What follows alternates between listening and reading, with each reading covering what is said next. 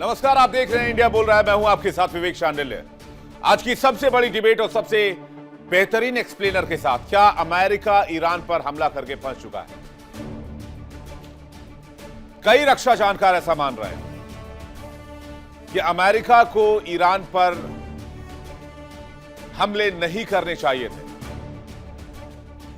और अब जब अमेरिका ने ईरान पर हमला कर दिया है तो शायद अमेरिका के लिए यहां से निकासी इतनी आसान ना हो, क्योंकि ईरान ने पिछले 24 घंटे में लगभग 50,000 हमले किए हैं, जिसमें ड्रोन और मिसाइल दोनों शामिल हैं, और पूरे मिडिल ईस्ट को छलनी कर दिया है। एक भी अमेरिकी बेस नहीं है जिसको मिडिल ईस्ट ने छोड़ा हो। और बेशक अमेरिका कह रहा है कि मिडिल ईस्ट में ईरान पर हमले जारी रहेंगे, लेकिन कहीं ना कहीं अमेरिका अब यहां से युद्ध विराम चाहता है। कैसे? अब आइए इस खबर को समझते हैं, और उसके बाद मेहमानों के एक बड़े पैनल के साथ इस पर चर्चा भी करेंगे। विश्व में दो मोर्चों पर जंग जारी है, एक खेल के मैदान में तो दूसरे जंग के मैदान में। दोनों पिच पर जमकर बल्लेबाजी हो रही है। क्रिकेट के पिच पर कौन विजेता होगा इसका पता 8 मार्च को चलेगा, लेकिन जंग के मैदान में जीत की तारीख तय नहीं है। यानी कि ईरान के कप्तान कहे जाने वाले सुप्रीम लीडर खामेनेई के जाने के बाद खामेनेई की टीम के कई कमांडर्स के विकेट गिर चुके हैं, लेकिन फिर भी आईआरजीसी पीछे हटने को तैयार नहीं है। ये वही आईआरजीसी है जिसको बनाया था खामेनेई ने, जिसको पाला पोसा और एक मजबूत सैन्य संगठन की तरह खड़ा किया। इस्लामिक रिवोल्यूशनरी गार्ड कॉर्प्स नाम है इसका। और खामेनेई के जाने के बाद आईआरजीसी के सिर पर खून सवार है, और इसलिए भयंकर बमबारी मिडिल ईस्ट में ईरान की तरफ से की जा रही है। यहां तक कि इजराइल पर भी मिसाइलों की बारिश जारी है। तो ईरान को कितना नुकसान हुआ है, इजराइल को कितना नुकसान हुआ है, अमेरिका कहां इस वक्त खड़ा है, अमेरिका आगे इस जंग को कैसे देख रहा है, सब कुछ डिटेल पर बात करेंगे। मिडिल ईस्ट में इस वक्त लेटेस्ट खबर क्या आ रही है?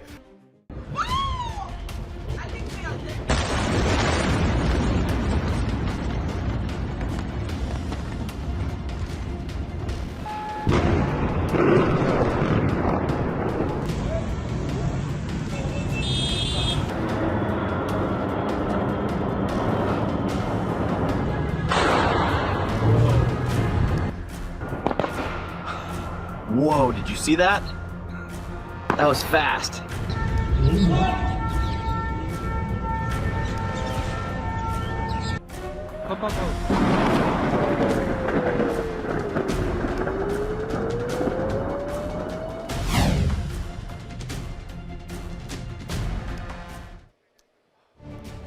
इजराइल और अमेरिका ने मिलकर ईरान पर हमला तो कर दिया, लेकिन क्या बारूदी आग भड़काने वाले और शांति के ठेकेदार ट्रंप मिडिल ईस्ट में खुद ही फंस गए हैं? और क्या उन्होंने अमेरिका को भी फंसा दिया है?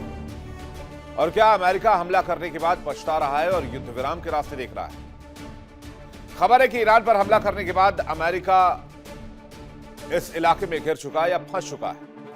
अमेरिका को लगा था कि वो ईरान पर हमला करेगा, ईरान फौरन सरेंडर कर देगा, लेकिन ऐसा कुछ नहीं हुआ। हमले के तीसरे दिन वार पलटवार का सिलसिला जारी है। अमेरिका बार बार यह कह रहा है कि वो हमले की इंटेंसिटी बढ़ाएगा, लेकिन ईरान झुकने को तैयार नहीं है। आईआरजीसी ने मिडिल ईस्ट को छलनी कर दिया है मिसाइल और ड्रोन से। ईरान को भी काफी नुकसान हुआ है। ईरानी सुप्रीम लीडर खामेनेई समेत टॉप लीडरशिप का खात्मा हो गया है, लेकिन आईआरजीसी सरेंडर के मूड में नहीं है। खामेनेई की 2 लाख जवानों की वो सेना जिसने अमेरिका और इजराइल को सोचने को पर मजबूर कर दिया है। चलिए आपको बताते हैं, एक्सप्लेन करते हैं अमेरिका मिडिल ईस्ट में कैसे खुद को फंसा हुआ पा रहा है। खबर यह है कि ईरान पर ताबड़तोड़ हमला करने के बाद अमेरिका मिडिल ईस्ट में बुरी तरीके से घिर गया है। ईरान के खिलाफ अमेरिका और इजराइल की सैन्य कार्रवाई ने हथियारों की कमी का एक बड़ा सवाल खड़ा कर दिया है। अमेरिका की इंटरसेप्टर मिसाइलें तेजी से खत्म हो रही हैं, और विशेषज्ञ चेतावनी दे रहे हैं कि अगर युद्ध लंबा चला तो यह अमेरिका की कमजोरी को उजागर कर सकता है।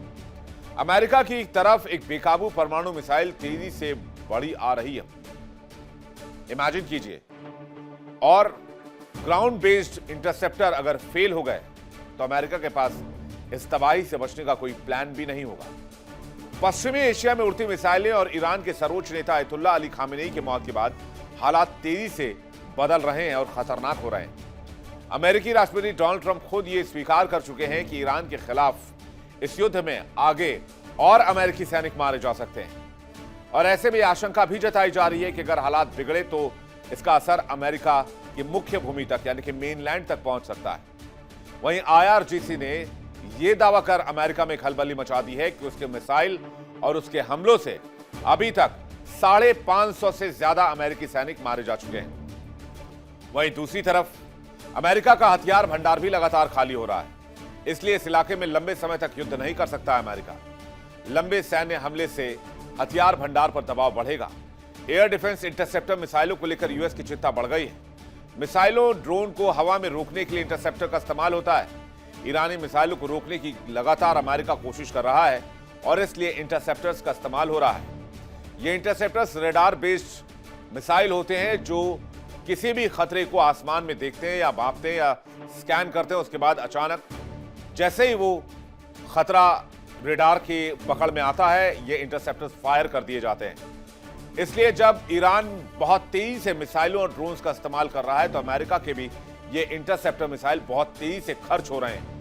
लेकिन इसमें पेच ये है कि ये इतनी तेजी से बन नहीं पाते जितनी तेजी से खर्च होते हैं। कहते हैं एक इंटरसेप्टर मिसाइल को बनाने में लगभग 3 साल का वक्त लग जाता है, लेकिन इसे फायर कर दुश्मन के ड्रोन या मिसाइल को निशाना बनाने में चंद सेकंड का ही वक्त लगता है। चलिए समझते हैं कि अमेरिका का हाल बेहाल क्यों है। पिछली लड़ाई में ईरान ने जो मिसाइलें दागी थी उसे गिराने के लिए अमेरिका ने एंटी शिप मिसाइलों का इस्तेमाल किया, लेकिन वो मिसाइलें अभी तक नहीं बन पाई क्योंकि इतनी तेजी से उत्पादन नहीं हो पाता। बीच में ट्रंप के टैरिफ से दुनिया परेशान थी, उस समय भी हथियार का उत्पादन नहीं हो पाया। इसी वजह से अभी फायर पावर के हिसाब से अमेरिका कमजोर दिख रहा है। पिछली लड़ाई में अमेरिका और जो ईरान की लड़ाई थी वो काफी सीमित रही थी। उस संघर्ष में ईरान ने 500 से ज्यादा मिसाइलें और ड्रोन दागे थे। ज्यादातर ईरानी मिसाइलों और ड्रोन्स को इंटरसेप्ट कर लिया गया था। यूएस ने टॉमहॉक लैंड अटैक मिसाइल का इस्तेमाल ज्यादा किया। ये मिसाइलें दुश्मन के बुनियादी ढांचों को तबाह करती हैं। अमेरिका ईरान युद्ध में ये पहले हफ्ते में खत्म हो सकती है। अब जरा समझिए कि अगर ऐसा हुआ तो फिर अमेरिका का क्या होगा। अमेरिका किस देश से हथियार लेगा। यूएस का लंबी दूरी के एंटीशिप मिसाइलों का सीमित इस्तेमाल अगर कहीं युद्ध हुआ तो फिर संकट बढ़ सकता है। चीन के खिलाफ किसी संभावित युद्ध में हथियार जरूरी होंगे और अमेरिका अब कमजोर स्थिति में नहीं आना चाहता, इसलिए अमेरिका यहां ज्यादा वक्त भी नहीं बिताना चाहता। तो अमेरिका ने रूस यूक्रेन युद्ध में भी यूक्रेन के हथियारों से बहुत मदद की। पुतिन को हराने के चक्कर में डोनाल्ड ट्रंप ने अपना हथियार भंडार यूक्रेन को दे दिया, लेकिन अब ट्रंप समझ चुके हैं कि खतरा उन पर आ चुका है। शायद इसी वजह से ट्रंप ने यह कहा कि ईरान से जंग में अमेरिकी सैनिकों को नुकसान हो सकता है। चलिए इसे और डिटेल से समझते हैं। अमेरिका ज्यादातर हथियार यूक्रेन को बेच चुका है। हथियार की कमी से अमेरिका इस वक्त दोचार हो रहा है। सहयोगी देशों को हथियार अमेरिका देता रहा है। ईरान से युद्ध में मिसाइलें भी जल्दी जल्दी खत्म हो रही हैं, जबकि ईरान के साथ लड़ने के लिए प्रॉक्सी समूह पर्दे के पीछे से तैयार है और वो इजराइल और ईरानी अमेरिकी बेसिस पर हमला कर रहे हैं। SM-3, SM-6 और थर्ड मिसाइलें तेजी से कम हो रही हैं। अमेरिका में इंटरसेप्टर मिसाइलों की कमी है। अमेरिकी डिफेंस स्टॉक तेजी से घट रहा है। अमेरिकी एयर डिफेंस पर भारी दबाव है। लगातार हमलों से सिस्टम ओवरलोड है। सप्लाई चेन पर भी गंभीर असर है। नई मिसाइल बनाने में लगभग 3 साल का वक्त लगता है। हाईटेक मिसाइलों के लिए माइक्रोचिप्स की बहुत जरूरत पड़ती है। माइक्रोचिप्स की भी कमी है क्योंकि चाइना से अमेरिका का टसल चल रहा है। लंबा संघर्ष अमेरिकी कमजोरी को यहां पर सामने ला सकता है। अब तक कौन कौन से हथियार इस्तेमाल कर लिया अमेरिका ने? अमेरिका ने B-2 स्टेल्थ बॉम्बर इस्तेमाल कर लिए हैं, लुकास ड्रोन इस्तेमाल कर लिए हैं, पैट्रियट इंटरसेप्टर इस्तेमाल कर लिए हैं। इसके अलावा third anti ballistic missile system इस्तेमाल कर लिया है। F-18 लड़ाकू विमानों का इस्तेमाल किया जा रहा है। F-16 लड़ाकू विमानों का इस्तेमाल किया जा रहा है। F-22 लड़ाकू विमानों का इस्तेमाल किया जा रहा है।